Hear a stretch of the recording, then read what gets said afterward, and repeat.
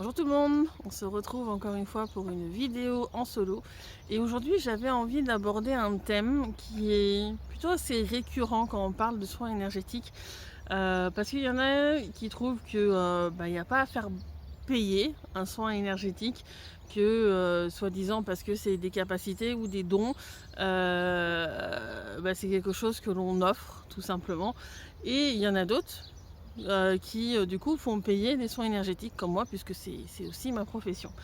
Donc j'avais envie un petit peu d'aborder ce sujet avec vous. Est-ce qu'il faut faire payer? Il faut offrir des soins énergétiques? Et pour moi la réponse c'est les deux en fait tout simplement. Quand j'ai appris au fur et à mesure, j'étais encore informaticienne à l'époque, je me sentais pas tellement de légitimité ni quoi que ce soit, je découvrais mes capacités et donc du coup pour mes amis, ma famille, j'avais tendance à les offrir. J'offrais un soin soit parce que quelqu'un avait une tendinite et je dis je vais essayer avec ma main et puis des fois il y avait des trucs un peu plus costauds et je leur disais viens chez moi ce soir et puis on voit ça et puis des fois on allait explorer d'autres incarnations ou autre chose en fonction des besoins et du coup des ressentis que je pouvais avoir, etc. Donc à ce moment-là, d'offrir les soins, c'était quelque chose qui était normal pour moi. Je m'aurais absolument pas vu ni senti avoir la légitimité de proposer un soin qui soit payant à cette période-là. Puis plus tard, en fin de compte, j'avais acquis certaines choses vis-à-vis de mes capacités, j'avais pris confiance en moi, plein de choses comme ça, et donc du coup, oui, j'ai ressenti de faire payer les soins énergétiques. Quelle est la différence entre les deux? Il y a une expertise en plus. C'est un peu comme on dit, il y a quelqu'un, il fait je sais pas moi, un CAP de cuisinier. Pendant son CAP, peut-être qu'il va faire en fin de compte des stages chez certains professionnels ou autres, ou dire à son voisin, oh, tiens, tu veux ça? Je connais pas la recette, j'ai envie de pratiquer, est-ce que je peux la faire, tu vois? Et à ce moment-là, il a tendance à le proposer ses services gratuitement parce que c'est aussi pour lui un bienfait d'apprendre. Ça lui permet d'expérimenter, de gagner en expérience. Et s'il fait des stages en entreprise, peut-être qu'il sera moins rémunéré que d'autres. Pas parce que son travail est moins bien, mais parce que ça incite le professionnel à dire oui, je vais prendre quelqu'un en plus pour passer plus de temps peut-être avec lui et puis lui passer des connaissances que j'ai et là-dessus tout va bien. Mais après, une fois qu'il a passé son bac, il a passé ses différents examens, il en fait son travail, il est rémunéré pour cuisiner, il est rémunéré pour l'expertise qu'il a dans son domaine de la cuisine, que ce soit une découpe rapide des légumes, des viandes, des différents éléments, que ce soit la cuisson, le type de cuisson, comment cuire, s'il faut arroser avec du beurre ou passer au four, je ne sais pas. Enfin, il y a plein de façons de cuire des légumes, des viandes, et là du coup, ça sera son expertise qui sera là pour avoir un travail qui soit efficace, qui soit optimum. En tous les cas, moi je l'espère. Voilà, quand on dit professionnel, on cherche une expertise qui est derrière. Et du coup, moi c'est ce que je propose dans les soins énergétiques que je fais. C'est une vraie expertise. Moi personnellement, je fais même un suivi derrière. Si jamais il y en a qui rencontrent des problèmes ou autres, ils peuvent m'envoyer des SMS, je vais capter, je vais voir si j'ai besoin de refaire quelque chose. Le suivi avec la justice licite dans le subtil, elle se fait sur plusieurs jours aussi, parce qu'il y a des enquêtes qui sont encore en cours et tout. Donc moi aujourd'hui je propose les deux.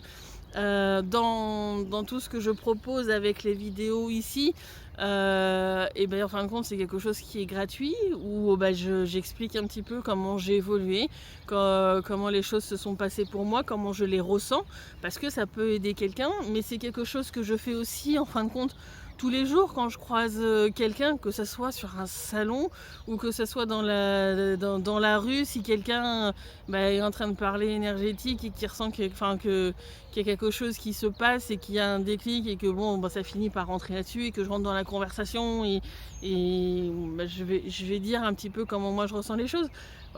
Aujourd'hui, je donne énormément, mais je sais très bien que voilà, il y a peut-être quelqu'un que je vais croiser dans la rue, que je connais peut-être, ou pas du tout, ça dépend. Je fais pas de lien avec la gratitude avec des personnes que je connais ou que je connais pas. C'est juste plus facile de parler de ces termes-là avec des personnes qu'on connaît, donc je pense que ça arrive plus facilement avec des personnes que l'on connaît. En soi, c'est comment dire, si j'ai un soin, une petite tendinite ou un petit truc, si j'en ai pour 2-3 minutes, je lui fais gratos, je le fais sur le moment et puis c'est bon. Mais il y a certains types de soins, je sais que s'il n'y a pas le côté payant, je vais être restreinte dans le subtil, dans ce que je vais pouvoir proposer comme soins énergétiques. Parce qu'aujourd'hui, c'est mon moyen de subsistance, c'est mon métier dans la matière, c'est avec ça que je vais payer mon loyer, c'est avec ça que je vais pouvoir m'offrir à manger et autre chose. Et donc du coup, c'est sur mon chemin de vie d'en faire mon métier, donc c'est bien qu'à un moment donné, c'est normal d'être rémunéré là-dessus. Et à partir de là, dans le subtil, on me dit jusqu'à ce niveau-là de soins, tu peux le faire gratos, il n'y a pas de souci.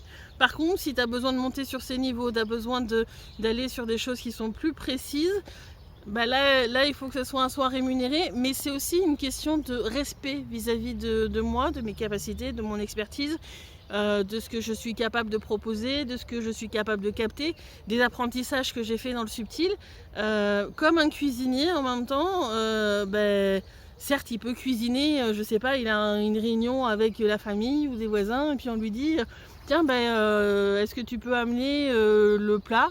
Moi, je vais amener le dessert, et puis un tel va amener l'apéro, et puis là, il va cuisiner gratos. Enfin, c'est normal, c'est la convivialité, la vie de tous les jours, etc.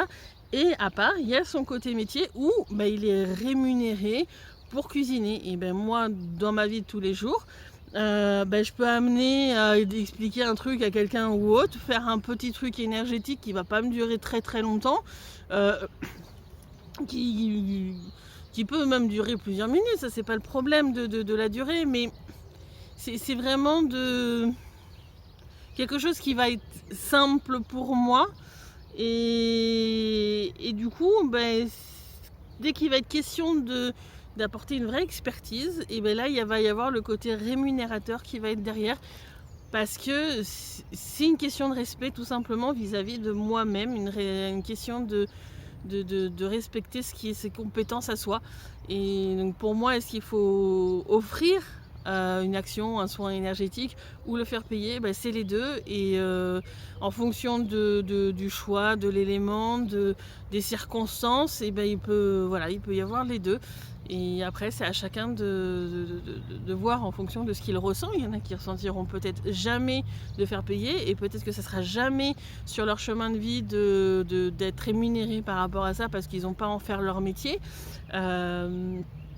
Et comme voilà, il y a on dit la cuisine des grands-mères, les grands-mères, les mères ou autres qui ont cuisiné pendant je ne sais combien de temps, qui ont aussi une expertise, mais qui est liée à la famille. Il n'y a pas la même, je sais pas comment exprimer ça, il n'y a pas la même expertise derrière, il n'y a pas la même façon souvent de cuisiner, c'est juste des choses qui sont différentes.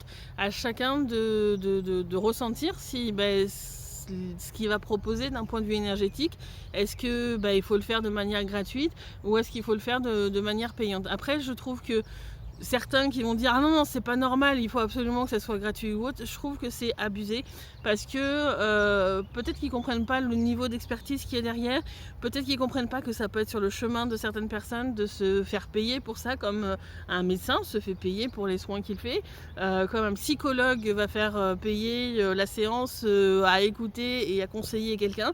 Et quand on fait une action énergétique, il est normal de se le faire payer si c'est quelque chose qui est fait pour nous d'un point de vue professionnel.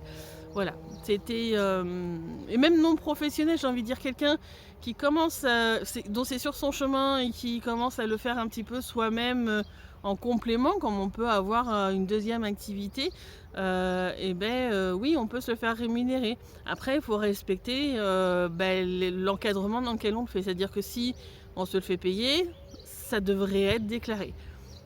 C'est toujours un petit peu le même problème, c'est être juste derrière. Et dans la société actuelle, si on se fait payer, il faut le déclarer. Voilà, je pense que j'ai à peu près tout dit sur cette vidéo. J'espère que ma réflexion, de ce que je ressens sur ce thème-là vous a plu. Et je vous dis à très bientôt. Au revoir.